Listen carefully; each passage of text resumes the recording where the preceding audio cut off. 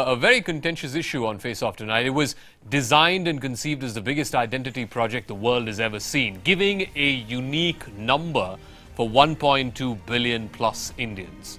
But Aadhaar has run into a lot of trouble even before it's fully taken off. Activists warn that it flagrantly violates privacy and is being made mandatory, which is unconstitutional and against laid down Supreme Court orders. And to top that, the Attorney General has told the Supreme Court, and I quote him here, Indians do not have absolute control over their bodies. Meaning, if you do not want to give your fingerprints or your iris test, then you don't have an option but to comply. While the Supreme Court is hearing this matter on the constitutionality of Aadhaar and whether it should be made mandatory, we have decided to put this contentious issue, an issue which, by the way, affects each and every one of us, on Face Off tonight.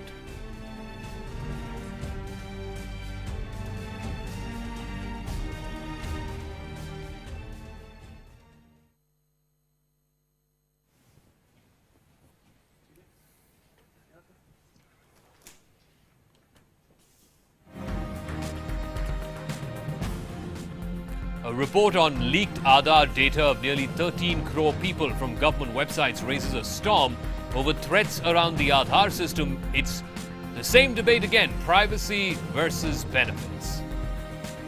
And we'll be putting that to our special guest panel that will be joining us tonight on Face Off. Amit Dubey is director at Heuristics Infosystems. Vandana Shiva, author and social activist. Sanjay Jain is volunteer with iSpirit. GVL Narasimha Rao, spokesperson of the BJP, Sanjay Jha, spokesperson of the Congress, and Shaukat Datta is policy director with CIS India. And we're asking, do privacy issues surrounding Aadhaar outweigh benefits or the targeting of subsidies and benefits? You can vote for the best debater of the night. You can go to our Twitter page or to our Facebook page or simply to our website, news18.com. Take part in the poll and decide whose arguments convinced you the most tonight. Well, that's coming up in just a couple of minutes. Here are the other headlines that we're tracking this Wednesday evening on Face Off. There is concrete evidence against the Pakistan army on the beheadings, says India, points at a blood trail leading back to Pakistani territory. The Pakistani High Commissioner Abdul Basit is summoned. The government conveys India's outrage to him. Dark clouds of a split in the Aam Aadmi Party blow over, at least for now. Kejriwal manages to placate Kumar Vishwas, makes him the party's Rajasthan chief. Kumar Vishwas's critic, Amanatullah Khan, is suspended from the party.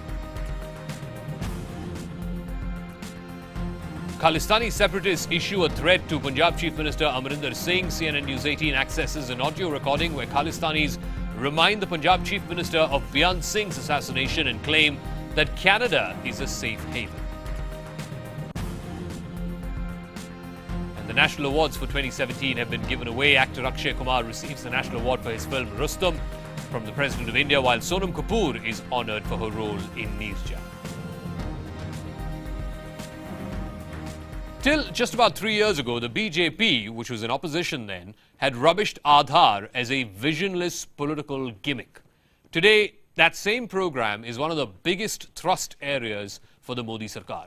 There's an almost overwhelming push to get all personal details of 1.2 billion plus Indians linked to this one single card, whether it is bank accounts, PAN card number, even school admissions for 4-year-olds. The government speaks of security and welfare and targeting subsidies to those who most need them, but there is a huge catch: the vulnerability of this data to leakage and, God forbid, misuse. And those fears came true recently. A report saying that the data of over 13 crore Aadhaar cards have been leaked by 4 different government websites. And that is opening up a very real debate between privacy concerns on the one hand and targeting benefits on the other.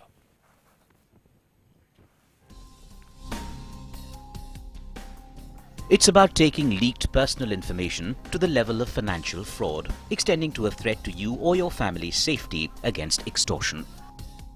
Personal details being leaked is nothing entirely new. Phone and insurance and travel companies have done it for years. But with the scale and linkages of your Aadhaar card, a leakage spells danger, not entirely reversible. The CIS report citing data leakage of 13 crore Aadhaar card holders has massive ramifications. Not only Aadhaar numbers, names and personal information, over 10 crore bank account details were leaked. The leak is from 4 government pension rural employment scheme portals to which Aadhaar cards were linked. What about umpteen others the government is pushing? PAN cards, school admissions, salary benefits, subsidies, provident funds and more. The Aadhaar ecosystem in several government departments is vulnerable. Little is done to track and report misuse. Financial fraud and identity theft to stalking and revenge crime lurk. All this is certainly not to refuse the benefits of a unique identity for Indian citizens as claimed by the government. Targeted subsidy disbursals through DBT, 50,000 crore have reportedly already been saved on this front. Close monitoring also assures better tax compliance, then a check on black money, a clampdown on terror financing and more. The centre gave itself the power last year to make Aadhaar mandatory. On individual rights, the government's senior-most attorney says no right is absolute, even over one's own body. It boils down to a privacy versus benefits debate. Do privacy and IT protection laws need to be enhanced? Are Digital India benefits worth it alongside leakage risks and the Big Brother watching threat? The big Aadhaar debate on Face Off at 9. So privacy versus targeting subsidies and benefits for the poorest of poor. That's the big Aadhaar debate. Joining us on our face-off tonight here in our studios, Amit Dubey, cybersecurity expert, Vandana Shiva, author and social activist, Sanjay Jain, volunteer with iSpirit, GVL Narasimha Rao, spokesperson of the BJP, Sanjay Jha, spokesperson of the Congress, and Shaukat Datta, senior journalist and with CIS India. Let me explain the rules of the debate. It's very simple. Every panelist has 45 seconds to make his or her opening comments. No fellow panelist will hopefully interrupt them during those opening comments, after which, after every panelist has made his or her opening comments, then it's an open debate. Please feel free to intervene, to rebut. You have 30 seconds for every rebuttal and interjection. I'll start with GVL Narasimha Rao. The accusation against this government by activists is that this is the beginning of the surveillance state, that you're using Aadhaar simply as an instrument to pry on each and every Indian citizen. Your opening comments begin now.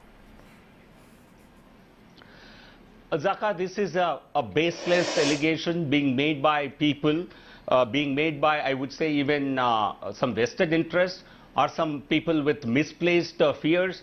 I think this Aadhaar is now being used as a tool to check corruption, to check a faking of identity.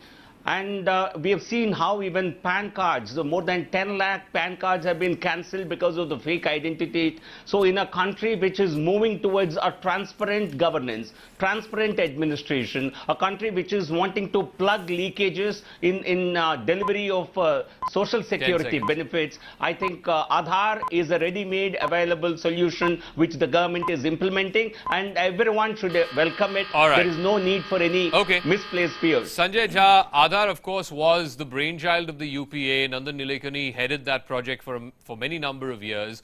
Why are you now taking offense to what's going on? After all, the Supreme Court has said, Sanjay Jha, that Aadhaar will never be made mandatory, and it's got laid down Supreme Court verdicts to support that case. Your opening comments, sir.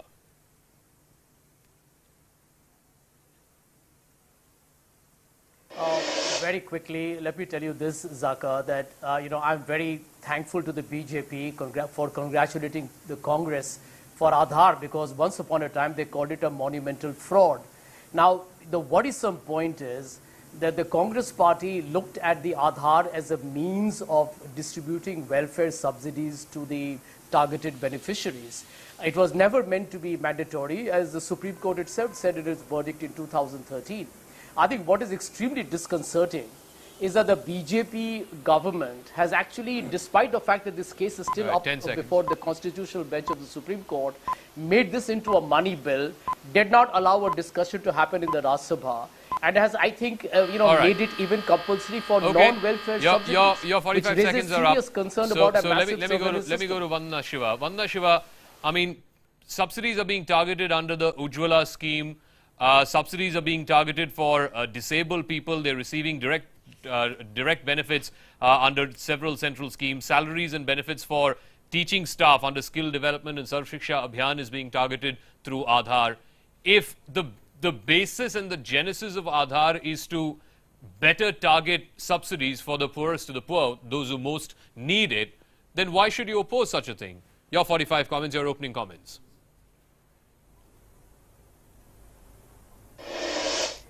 Well, the comments Mr. Mukul Rohatgi made in the Supreme Court yesterday have nothing to do about targeted subsidies.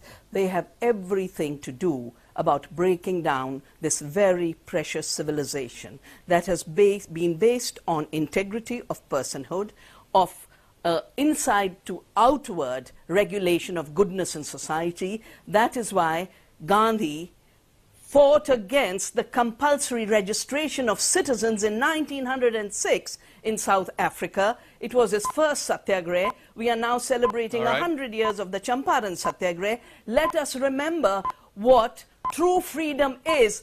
I think the issue about Mr. Rohatgi your time saying is up. This is a an open person debate. has We've no got 40, absolute rights over the body. He is talking language from the United States. His note is about the war on drugs and the war on women's bodies. I explained the rules of the debate. Let us stop distracting by subsidies. This is about an overreach of an absolute right of the state to do what it wants to. I know you joined us late. One second, I know you joined us late. Used to framing the discourse. For me, the issue is Indian civilizational values of self as the regulator of goodness in society is being attacked, and the Western idea that only a strong militaristic state I know you joined us late. I explained the rules of the debate right at the top of the show. I'm sorry you were not there.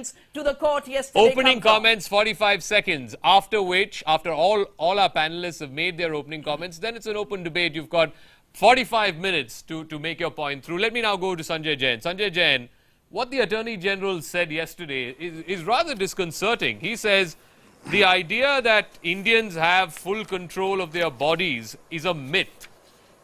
What does that even mean? I mean, try telling that to a rape victim, sir. Your opening comments.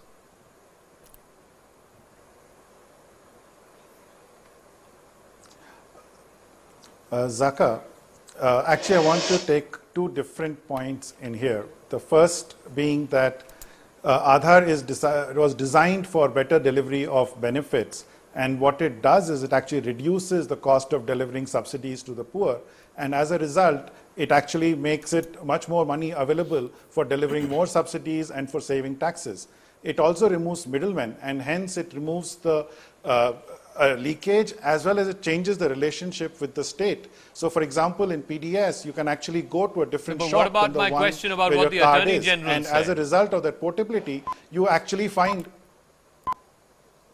I'm sorry, I am not a lawyer. I'm going to actually stay away from the Attorney General's statement. I'm more focused on the benefits that Aadhaar brings in like a bit of to a the poor and the society. Sharkat, do you want to take that? The Attorney General saying in court yesterday that this idea that any individual or any citizen should have absolute control over his or her body is a myth.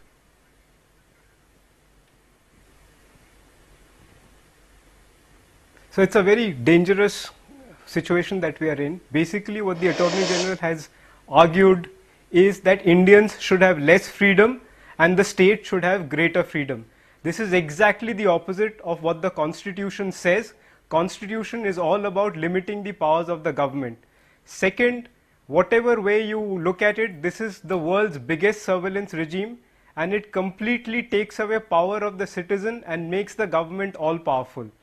And third, this will ensure that the government will become more and more opaque, and the common citizen will not have the powers which the Constitution has given them to try and take on the government. Okay. And we also have to see the kind of arguments that the Attorney General is making. All right, all right, your time is up. I'm going to come back once the debate opens up. Our final panelist, Amit Dubey. I mean, I agree with Sanjay when he said that it started off as a means to better target subsidies. Where did Aadhaar go from that to now the Attorney General saying you don't have full rights over your body, to 4-year-old kids who need school admissions having to mandatorily get Aadhaar? I mean, has the project itself lost its sense of direction and what it was originally intended for? No, I don't think so. The project has lost its direction, but there is one common thing which everybody expects. Like, if I am sharing my personal data with you, you will be responsible for its security. And if it is leaked or if it is shared with someone else, it could definitely be misused. And that is a dangerous point. Now, whether the government is really serious to ensure that sort of security, or if so much data is already leaked and that can... And this is on the back of the 130 crore... And so this leakage or hacking is not only for Aadhaar, but for any other data center for that matter. And there was even there was a panel led by Justice A.P. Shah, I guess, a couple of years back. And he has submitted a report on data security framework, like how can we ensure the data security, but those guidelines are yet to be implemented. There's no law for that. If the data is stolen, like what sort of penalty should be there or penalization should be there, there's no such guideline. There's no such guideline. Okay, all right, now the debate is open. GVL Narasimha, I'm going to come straight to you. At least 3 of our panelists have said, you know, this 130 crore Indians, 13 crore Indians, 130 million, whose data has been compromised, it's ostensibly come from 4 different government websites.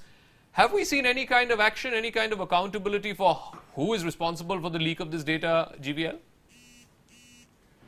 Now, I'll come to that, Zakka, but there is I think, a panic I find being spread by a lot of people. Are you not giving all the information about yourself when you open a bank account with even a private sector bank? When you apply for a credit card, are you not giving all your information? I think what is when you apply for a passport, are you not giving all your personal information? I think what is the additional information that is there in Aadhaar?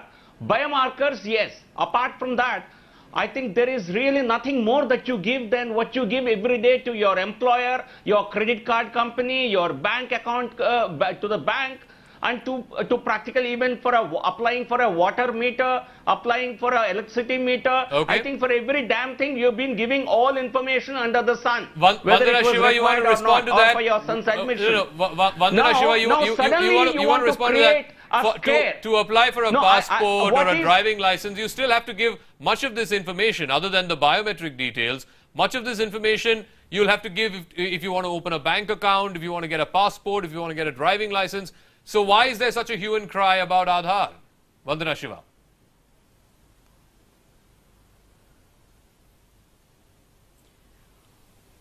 Well, because in Mr. Rohatgi's statement, I read an American drafting.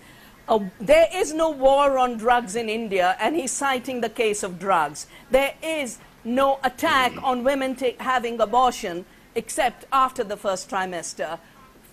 Abortion is totally legal in India, but there is some religious fundamentalist states in America which think a woman has no right to her body. And the kind of language Mr. Rohatgi has started to use is a slippery slope to that ultimate attack on women's autonomy and women's bodies. But the most important thing, as I said earlier, is India has a highly evolved perception of selfhood, self-governance, self-rule, self-organization, which is what Swaraj is about. I think in the whole process of giving a 12-digit number a priority, we are forgetting what makes us, what makes us good human beings, all right, Sanjay Jha has an intervention, and then GVL to respond to both of them. I have just been on a yatra where the piece of land on which people farm is their ultimate identity. And I think reducing Indian civilization with its richness and diversity and evolved thinking to a 12-digit Sanjay Jha, number. 30 seconds for your intervention, and then GVL to respond to both Sanjay as well as Vandana Shiva. Sanjay Jha, 30 seconds. Sure. You know, Zakka, just a couple of weeks ago, 1.4 million of data of individuals was leaked by the Jharkhand government. Yes. No action has been taken as yet. And you know, Mr. Rao's argument is extremely dubious and disingenuous. This is actually, everybody knows in Aadhaar's case, there are several private vendors and, you know, their entire, process of aggregating data, is it safe? Are they being sold to telecom operators, to hotel service companies, etc.? It makes your right to privacy extremely susceptible. GVL, you want to respond to that? I mean, there are any number of cases, the 13 crore that's been put out by CIS recently, the 1.4 million that Sanjay Jha was referring to in Jharkhand. Recently, we had the case of debit card information being compromised a few months back. I don't see anybody getting arrested for this. I don't see anybody being held to account for the leak of this data, GVL. No, Zakka, I find we are mixing up many issues in this debate just to show one's anxiety. But I think let's address them point by point. I think as far as I said, Sanjay was saying that private people are involved. I think that was the model that was evolved by the UPA.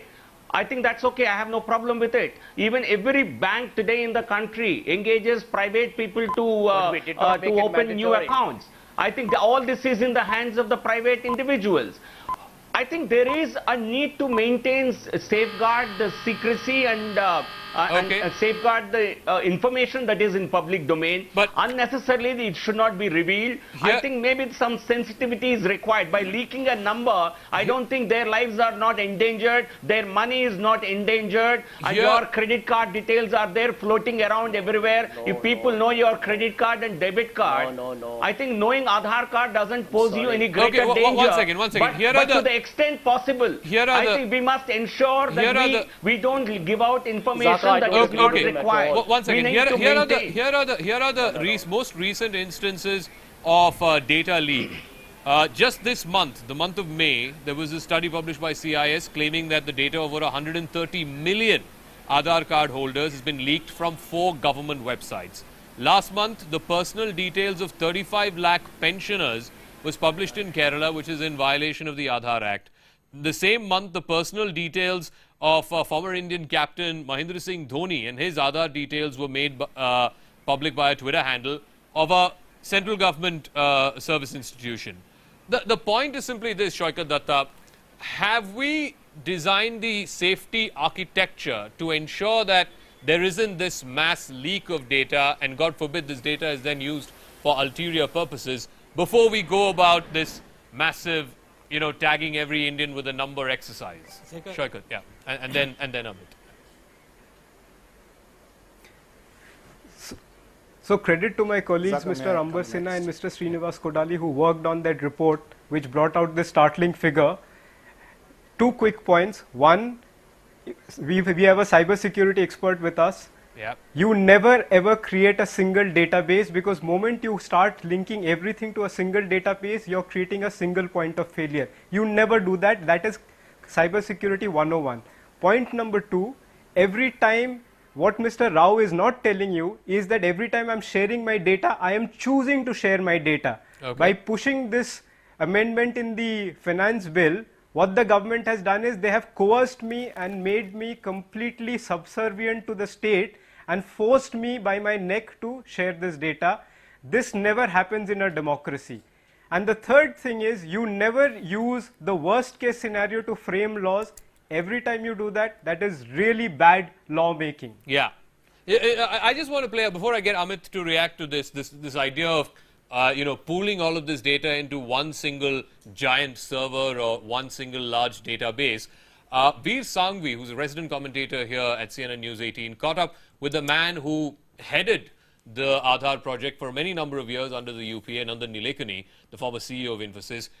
Nandan's point is that Aadhaar has demonstrated that it's virtually impregnable. Can I just play out that conversation from that interview, and then I'll get Amit as well as Sanjay Jain to respond to it.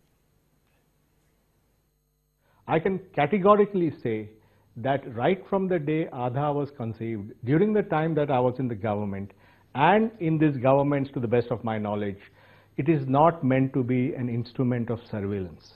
It is a system meant to eliminate ghosts and duplicates, whether it's in beneficiary lists or in the driver's license or PAN card. And it is to improve the quality of governance. By linking all welfare schemes to Aadhaar, aren't you being discriminatory?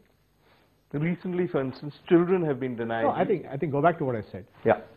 The government has laid down a process in the law where they have to be very considerate and humane and make sure that nobody is denied a benefit. So the same thing applies for any other scheme. Nobody is saying implement it tonight. It's not like petrol prices, implement from tomorrow morning. But you're okay with, say, a 6-year-old having to get an Aadhaar card to get a free midday meal?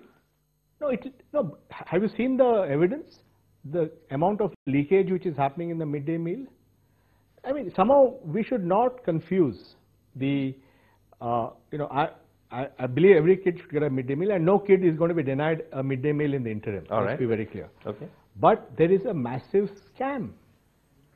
Okay. Amit Dubey, I mean, that's what Nandan Nilekani says. It's virtually impregnable. And he says if we are using it, it is to eliminate, wasteful spread of subsidies. He cited the example of midday meal schemes. But the point that Shaukat made, I mean, if all of this is going to be pooled to one giant server or one database, that is just sitting on a time bomb. Exactly. So that's why I wanted to counter the casualness of Mr. Rao. Like, we cannot compare the Aadhaar card data with the data that we are giving to bank for Why? What is the difference? Because there they are not giving any subsidy, first of all. Okay. And here we are like distributing urea, then LPG and Fair whatnot. enough. So many things. But so in terms of a security threat point of view, what is the difference between the information that you share with a bank or with a passport office? So if somebody steals my identity, okay, and if he creates a bank account and then he start taking those subsidies on my name, and then I go to court and file a case, it takes years to even prove that I am this person. And it has happened actually. That somebody has just fighting case like he is alive and his death certificate is issued by someone. So that sort of complications are there when we are actually talking about our heart. Okay. Sanjay Jain, you want to respond to that? I mean, these are very real possibilities. I mean, what is to stop yes, someone? I actually have three One second. Please. What is to stop a criminal person using fingerprints of anybody on this panel to a crime scene?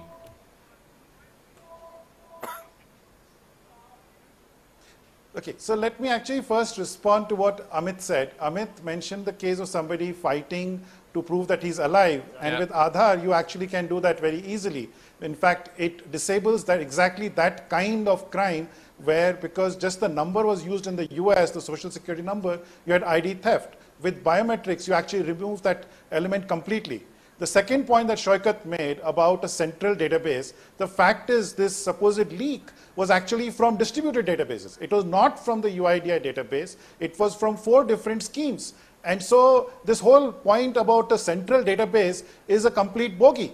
And last, I actually want to criticize this report that was published. When any cybersecurity expert finds a loophole or a flaw, they actually contact the owner of the data or the website before releasing it to the public. These people, without doing that, have thrown 135 million people in harm's way by releasing that data. The timing of this report is suspect. The intentions are suspect. Shaukat, you want to respond to that? That's a big charge. That's a big charge from Sanjay Jain. Because of somebody's intent. Shaukat, do you want to respond to that? Of course it is. Shaukat? Yes, I will. And I'll just give you one simple result. The National Security Agency is supposed to be the most secure database in the world. Yeah. Have they heard of a gentleman called Edward Snowden? Yes. And what did he do? Did he manage to give you millions and millions of top secret data? So the point is, if you start looking at cybersecurity only from a technical perspective, you will have a very narrow view. And the point is that are we now arguing that we are much more secure than the National Security Agency? Point number 1. Point number 2, it does not matter whether one database is secure or another one. As long as you have a leak, the rights and the protections guaranteed to the citizen under the Constitution are in great danger, and that is something they don't want to talk about at all. They're constantly going to keep harping that, look, there is no danger, everything is fine, without showing any evidence. And by the way, these people who wrote the report, they first tried to get in touch with UID. UID refused to recognize or even respond. When they went on Twitter and tried to point it out on Twitter, the CEO UID blocked them on Twitter. This is how they behave. Sanjay, you want to respond to that? Because you made an accusation, he's given you a response. Yes, of course I want to respond on that. That's not how security experts go deal with people. When, for example, there's a bug in Windows found, the security experts actually go talk to Microsoft. It's not done on Twitter. It's not done in the way that it was done, in a very adversarial manner. And then they wait till the fix is rolled out, because it's completely, the first rule is do no harm. And what they've done is, by publicizing that, they've put data of 130 million people at risk.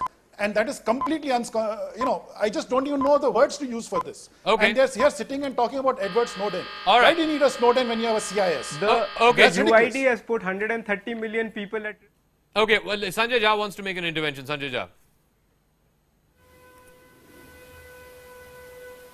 Zakka, let me tell you what could be the most alarming development going into the future is that the government could make every financial transaction of every citizen in this country linked to Aadhaar. That's exactly what I think is Saikot pointing out, and that's exactly why I think all activists are concerned. By making this mandatory, what can happen is that tomorrow your data will reveal which hotel you went to, which airline you took, why did you go to a particular destination. I mean, the government will eventually have a master control over your entire life.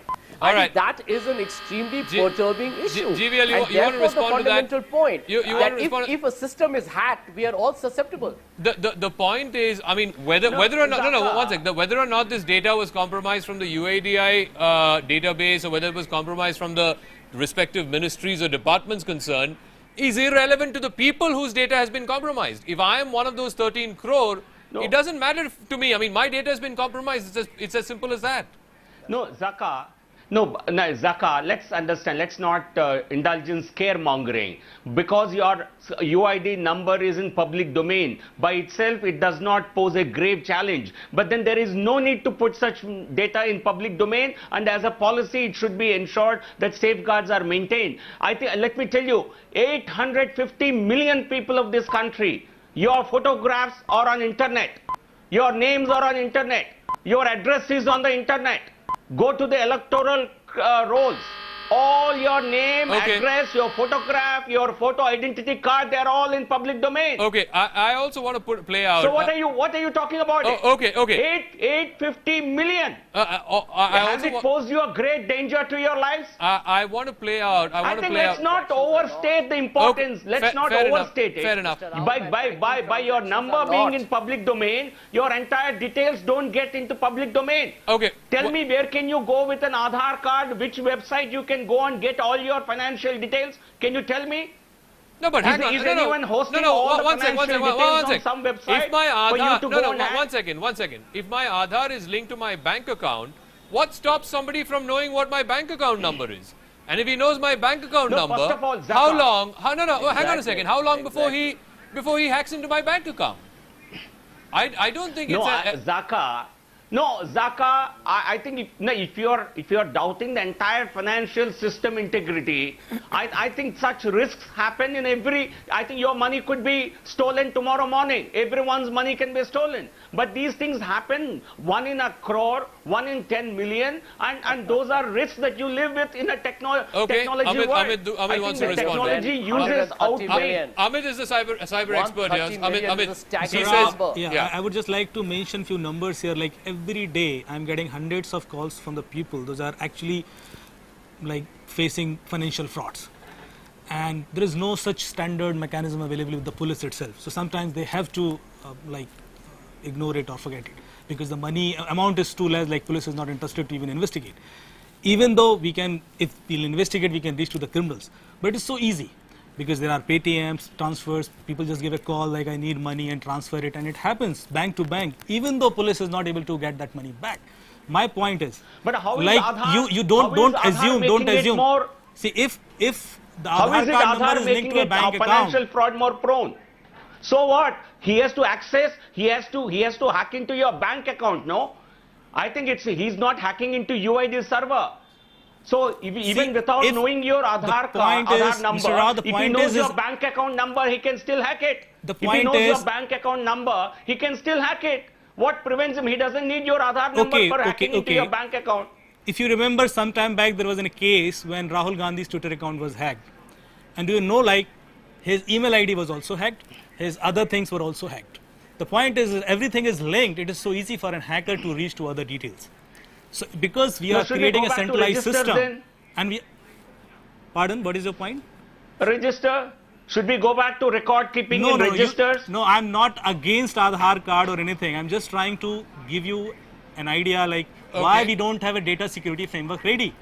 Why we are not using any policy on that? Why we are just defending our points? Sanjay Jain, my point is very simple. I mean, nobody is opposed to the idea of using Aadhaar for targeted benefits or targeted subsidies.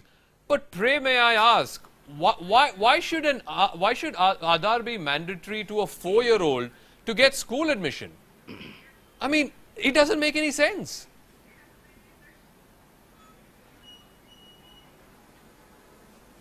So actually the point is that when the government is distributing subsidies, we have seen a massive amount of leakage in these various social schemes. And the way you prevent the fraud in these schemes is by accountability and identifying every recipient of that subsidy. And the way you do that is by making a database within the scheme and making sure that every entry is unique.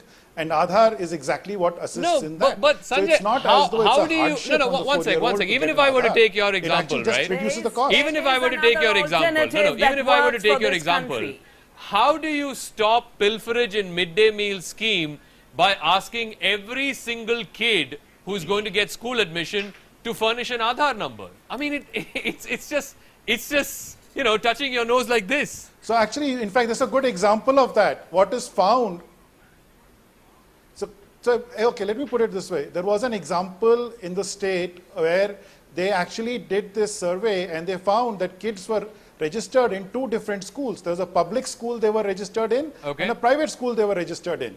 And by doing this deduplication, they were able to identify schools that were taking extra withdrawal of the subsidy, which was not warranted. So that was a leakage which was prevented. And it could not have been done without checking data across schools, and Aadhaar was a key part of it. Shaukat wants to respond to that. Shaukat and then Vandana Shiva. So just a quick response that every time you use the fact that look, we have saved so many millions and billions of money through Aadhaar, etc. My simple question is that obviously they have detected some case of corruption somewhere. Can you please point out the number of FIRs which has been lodged? Because across the world in any anti-corruption structure, you will find that unless deterrent action is taken by law, it does not end corruption at all. We first had the PAN cards, now we are trying to link PAN cards to Aadhaar. Day after tomorrow we will trying to link Aadhaar to a super Aadhaar, and this will continue going on.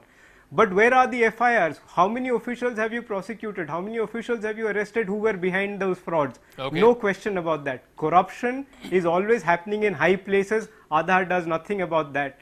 And finally, nobody is talking about the fact that the government will have so much power over citizens by collecting all this data, and the dangers like that. I'm surprised that a government which is right of center is adopting a Stalinist communist model and implementing it on the citizens of India. GVL, you want to respond to that? Yeah, Zakka, I think a lot of hue and cry is about people wanting to really have their financial transactions opaque. I think the real problem is people don't want their income tax, their IT return to have this Aadhaar number, and because this helps the income tax authorities to detect any kind of financial fraud. I think this, to my mind, is the principal reason why a large number of people are opposing it. We have stopped leakages of 50,000 crores. Here we are going to detect a large number of people not filing returns when you link it with Aadhaar. I'm going to wrap it up. I'm going to wrap it up because we are completely out of time. I'll wrap it up by going back to what the Attorney General said in court yesterday, because it seems so, you know, it made your jaw drop when you saw that as the lead headline in papers this morning, that it's a myth to think that every Indian citizen has absolute control over his or her body. The example that he cited was about drunk driving. The example that he cited was about seatbelts in cars, about you know, fake PAN cards and so on. Women's abortions. The fundamental premise there, which is worrying, which is the most worrying aspect. The fundamental premise there is that every citizen is a potential criminal. Therefore, let's treat him or her like a potential criminal, and then if he or she turns out to be okay, then it's fine. But the onus is on the citizen to prove that you're an ordinary citizen, you're a law-abiding citizen, you're not a potential criminal. I'm going to leave it at that, but thank you very much for this debate. In case you feel strongly about this, and I'm sure it is saying the state has absolute power, which in a democracy it does not. And I'm sure that a lot of you viewers out there also feel very strongly about this issue, because Aadhaar is universal. It affects each one of us, you, me, everybody watching this program. So go to our website, news18.com, and leave your comment there, leave your feedback there. As we wrap up, and as I thank my guests, the results of our Twitter poll on this placard. Quick break. When we come back, we'll have more news and updates that have happened this Wednesday.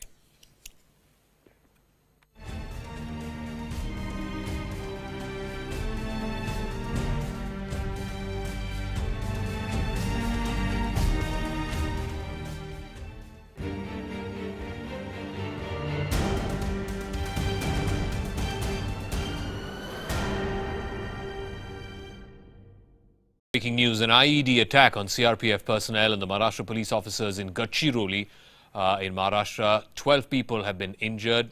No fatalities so far. Reports seem to suggest that injuries could be higher, at least the toll in terms of the number of people injured could be higher than this. Troops of the 37 Battalion have been moved in for further reinforcement.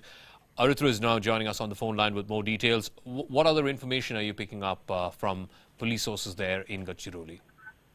Zakka, this particular attack took place earlier today when a patrol team, which included police personnel from Maharashtra Police and CRPF personnel, they were going for patrolling, and that point of time, a trap was laid, IED bombs were laid there, and it was detonated by the Naxals at that point of time. And the moment it happened, they were also fired upon. At that point of time, now what the CRPF and the Maharashtra Police is claiming that they also retaliated, but during that point of time, 12 CRPF personnel got injured. 3 of them were moved to safety, and then reinforcement was also provided to the injured and to the battalion which was under fire and which also got affected from the blast. So this is what the information which we are getting for the time being. Also remember, Gadchiroli is one of the districts from Maharashtra which is affected by Naxalism and is also on the Chhattisgarh border.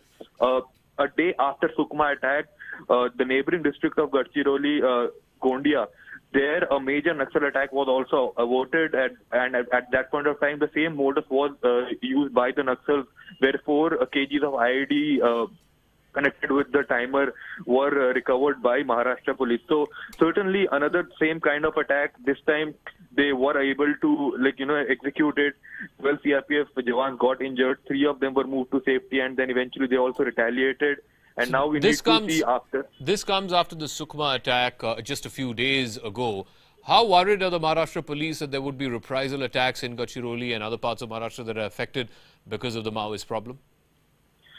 The Maharashtra Police and the CRPF right now, they are on high alert. Operation Cleanup was started by Maharashtra Police in Gadchiroli and Gondia and other neighboring areas, because there they were having regular tip-offs from their sources that there is a possibility of an attack on the CRPF Jawan and also on the police personnel who go on patrolling. So certainly everyone was on high alert. One attack was averted, but this time the Naxals were able to execute it. Okay, Aritra, we'll leave it at that. Thanks for joining us, our correspondent there in Mumbai, talking about this massive attack on security forces, a combined team of the Maharashtra Police and the CRPF who were patrolling in Gadchiroli. Now to a CNN News 18 exclusive here on Face Off. Khalistani separatists openly threatening the Punjab Chief Minister Amarinder Singh, and they've been caught on tape. This is an open and direct threat to Captain Amarinder Singh. A public threat has been made to him by a Canada-based Khalistani organization. Remember Beyond Singh, the Chief Minister of Punjab, the late Chief Minister of Punjab, who was assassinated back in 1994. These are the exact comments. Remember Beyond Singh, you had to bury his remains. Is there a threat to the Punjab Chief Minister's life? Well, there certainly seems to be from this separatist group that seems to be openly working, and that too over ground in Canada, and now openly claiming that Canada is indeed a safe haven. The question is, why is Canada shielding these Khalistani terrorists? You'll remember this just a few days back when the Defence Minister of Canada came to India. Amarinder Singh had refused to go to meet him, saying that he's a Khalistani. Now there's direct evidence of Khalistani groups using Canada as a base and then openly issuing threats to the Chief Minister of Punjab. Let's play out that recording that reminds Amarinder Singh of the assassination of Beyond Singh and warns him not to provoke Sikhs yet again. Captain साहब तेरी party का मुख्यमंत्री बनया सी बेअंता जकरिया उस दी बोटी बोटी इकट्ठी करके तानू संस्कार करना पिया सगा ओदा पोता बिट्टू सिख कौम नू अतवादी दसदा आ ओ अपने बाबे ना कीता होया हशर भुल गया मैं कैप्टन नू ये गल बिल्कुल संगत दी हजूरी विच कहना चाहना आ कैप्टन सिख कौम नू परखी ना इहदा पंजाब दी मावां ने दिलावर सिंह जने बंद नहीं कीते अजे तक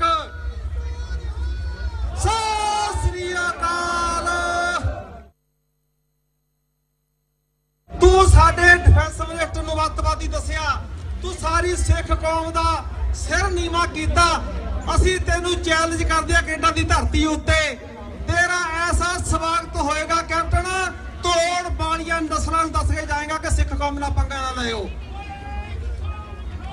ਸਤਿ ਸ੍ਰੀ ਅਕਾਲ। ਸਤਿਗੁਰ ਦੀ ਹਜ਼ੂਰੀ ਵਿੱਚ ਖੜ ਕੇ ਅਸੀਂ ਇਹ ਪੰਨ ਕਰਦੇ ਆ ਕਿ ਤੂੰ ਸਾਰੀ ਸਿੱਖ ਕੌਮ ਨੂੰ ਲਲਕਾਰਿਆ ਆ, ਅਸੀਂ ਤੈਨੂੰ ਕੈਨੇਡਾ ਦੀ ਧਰਤੀ ਤੇ ਲਲਕਾਰਦੇ ਆ। ਤੂੰ ਸਿੱਖ ਕੌਮ ਦੇ ਉਸ ਜਿਸ ਬੰਦੇ ਨੇ ਸਿੱਖ ਕੌਮ ਦਾ ਸ਼ਿਕਾਰ ਖੇਡਿਆ ਹੋਵੇ, ਤੂੰ ਮੁੱਖ ਮੰਤਰੀ ਬਣ ਤੋਂ ਬਾਅਦ ਉਹਨੇ ਗੁਲਦਸਤਾ ਲੈ ਕੇ ਜਾਵੇਂ। KPS ਗਿੱਲ ਸਿੱਖ ਕੌਮ ਦਾ ਉਹ ਕਾਤਲ ਆ ਜਿਹਨੇ ਸਿੱਖ ਕੌਮ ਦੇ ਘਰਾਂ 'ਚ ਭਜਾ ਮੁੰਡੇ ਸ਼ਿਕਾਰ ਖੇਡੇ ਆ। ਤੁਸੀਂ ਖਾਲਸਾ ਪੰਥ ਠਾਠਾ ਮਾਰਦਾ ਹੋਇਆ ਇਕੱਠ, ਇਸ ਗੱਲ ਦਾ ਪਰਨ ਲਵੋ। ਕੈਨੇਡਾ ਦਾ ਪ੍ਰਧਾਨ ਮੰਤਰੀ ਗਿਆ, ਇਹਦੀ ਘਰ ਆਈ ਨੇ ਵਿਦੇਸ਼ ਮੰਤਰੀ ਸੀ, ਸਾਨੂੰ ਅੱਤਵਾਦੀ ਕਿਹਾ। ਸਾਡੇ ਸਤਿਕਾਰਯੋਗ ਪ੍ਰਧਾਨ ਮੰਤਰੀ ਨੇ ਕਿਹਾ ਮੇਰੇ ਦੇਸ਼ ਵਿੱਚ ਸਿੱਖ ਰਹਿੰਦੇ ਅੱਤਵਾਦੀ ਨਹੀਂ। ਦੂਸਰਾ ਨਿਸ਼ਾਨਾ ਇਸ ਬੰਦੇ ਨੇ ਕੀਤਾ ਸਾਡੇ ਡਿਫੈਂਸ ਮਿਨਿਸਟਰ ਦੇ ਉੱਤੇ। ਇਸ ਟੱਬਰ ਨੇ ਤਹਈਆ ਕਰ ਲਿਆ ਕਿ ਸਿੱਖਾਂ ਦਾ ਘਾਟ ਕਰਨਾ ਹੀ ਕਰਨਾ ਆ। ਪਰ ਅਸੀਂ ਇਸ ਨਗਰ ਕੀਰਤਨ ਦੇ ਵਿੱਚ ਲੱਖਾਂ ਦੇ ਇਕੱਠ ਦੇ ਵਿੱਚ ਕੈਪਟਨ ਨੇ ਗੱਲ ਸੁਣੀ ਚਾਹੁੰਦੇ ਆ। ਕੈਪਟਨ, ਇਹ ਤੇਰਾ ਪਟਿਆਲਾ ਨਿਗਾ, ਇਹ ਕੈਨੇਡਾ ਦੇ ਸਰੀ ਆ। ਜਿੱਦਾਂ ਤੋਂ ਆਇਆ ਜੁੱਤੀਆਂ ਦਾ ਹਾਰ ਪਾ ਕੇ ਤੇਰਾ ਸਵਾਗਤ ਕਰੇ, ਜੁੱਤੀਆਂ ਦਾ ਹਾਰ ਪਾ ਕੇ। Look, I have never been bothered about threats to my life, whether it was in the service or whether it was in my political career. I have finished nearly 50 years of political career.